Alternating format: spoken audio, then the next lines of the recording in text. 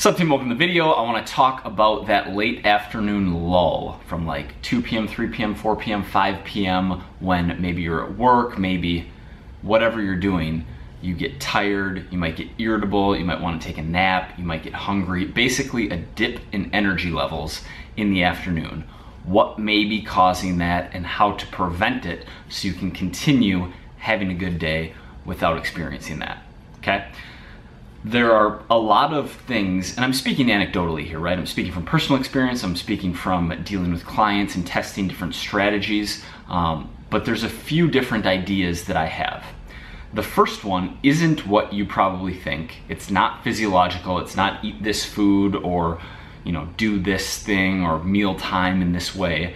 It is to ask yourself what you're doing. Like in life, what are you doing in that window that the energy dip happens? Because if you're bored, if you're not psychologically engaged in a task, if you are doing something you dislike or something you don't want to be doing, for example, if you really dislike your line of work and you are at work, it makes sense that you're going to experience an energy dip, that you're not going to be able to focus. If you can be engaged in something that you're at least somewhat interested in, you're far less likely to experience that dip in energy than if you're doing something more engaging. So I don't have a solution for I hate my job and I have to be at work. How do I fix this tomorrow? The longer term solution is to change jobs, and that's obviously like we need to peel back a lot of layers and figure out how to make that happen and if that makes sense, and it's going to vary from person to person if it does make sense, but pay attention to what you're doing.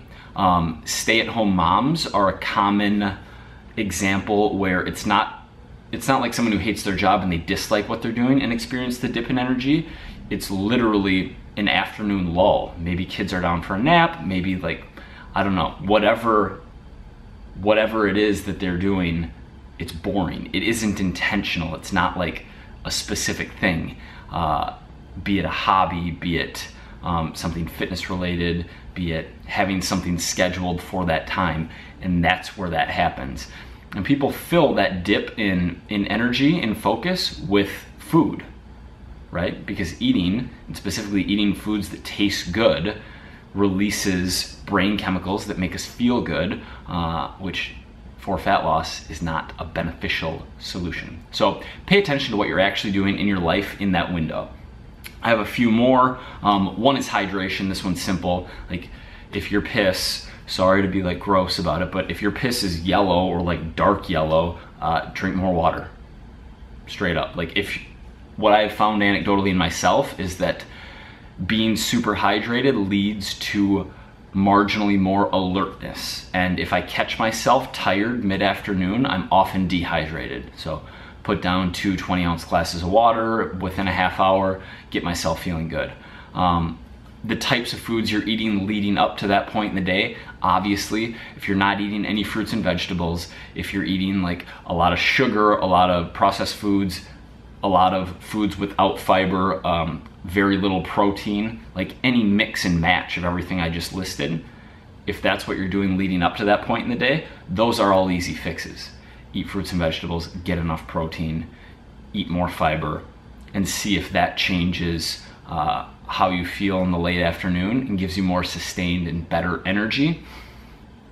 I made a list because I didn't want to forget any of these. Playing with meal timing is lower on the priority list, but for some people, like, I have tried intermittent fasting, mainly because they have social lives like we talked about in a previous video, and I wanted to allocate more calories later in the day, and they weren't breakfast lovers, so it was something we tested, but they just felt better on higher meal frequency.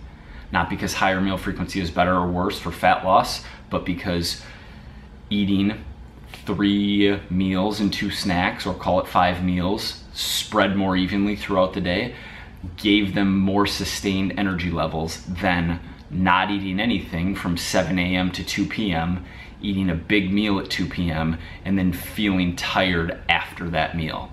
So if that's something you're doing, if you're eating a super big lunch, if you're eating a low protein lunch, high carb lunch, and then finding yourself tired in the afternoon, playing with meal timing, spreading your calories out throughout the day is something that might make sense for you, something to try. Energy management is something that I'm really pissed that it took me. I'm 30 now. I probably started to figure it out maybe a year ago when I read Scott Adams' book, the creator of Dilbert. He talks about energy management, and I started paying attention to things in my own life that energize me and things in my life that take away energy. And what I realized was being around other human beings takes away energy, and doing that for too long leaves me in a really bad place. So if I think back to when I was 23 years old, coming out of college, working a corporate job, the client that I spent over half of my year on, we were like the interns and first year and second year associates. There were 4 of us on this project, all in the same room.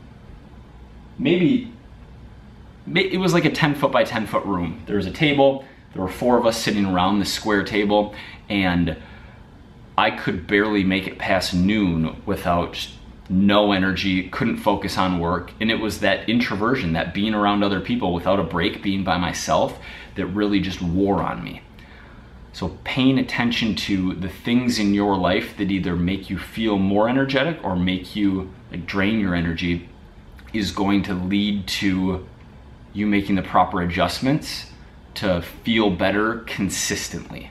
For a lot of people, that's food choice. I've talked also in previous videos about paying attention to how you feel after eating certain foods, or just after eating in general for a period of time, and writing it down if that's going to help you remember, because eating the foods that lead to you feeling better 1, 2, 3 hours after eating them, you know, it's just going to pay dividends. Eat more of those foods, eat fewer of the foods that make you feel worse after eating them.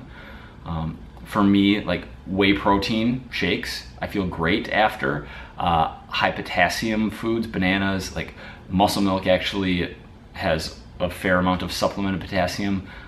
Greens, like these are foods that when I eat them, I feel good in the next few hours. So on the energy management side of things, the main things to pay attention to for me are types of foods I eat and how I feel after them, and how much time I'm spending by myself versus with people. On the other side of the coin, spending too much time alone and no time with people, and we're kind of talking days on end without human interaction, that leads to bad, lack of productivity, dip in energy, just not feeling good for me too. So it's finding that proper balance.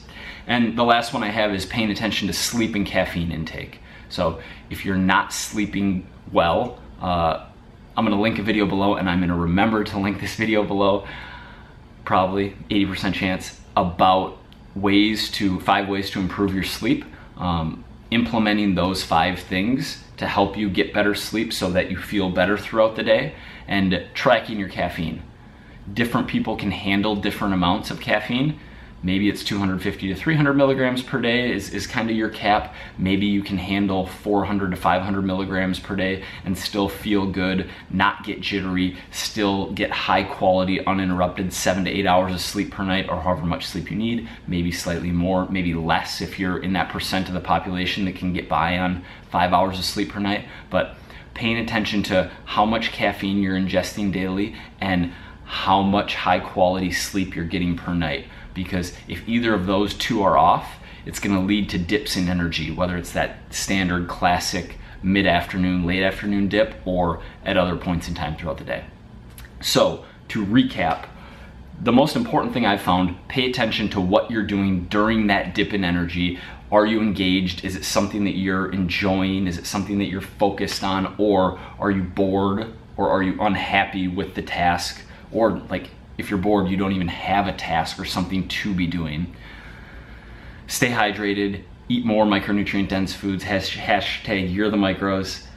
Pay attention to meal timing. If you're eating a huge lunch, low protein, high carb, mostly processed food, non-micro lunch, and then crashing afterwards, play with the foods you're eating there. Energy management, that's gonna vary from person to person, but if you're introverted like me, pay attention to how much time in a row, how many consistent, or how many hours in a row, I would say, you're spending with other human beings compared to time you can re-energize being by yourself, and pay attention to how much caffeine you're ingesting and the quality of your sleep.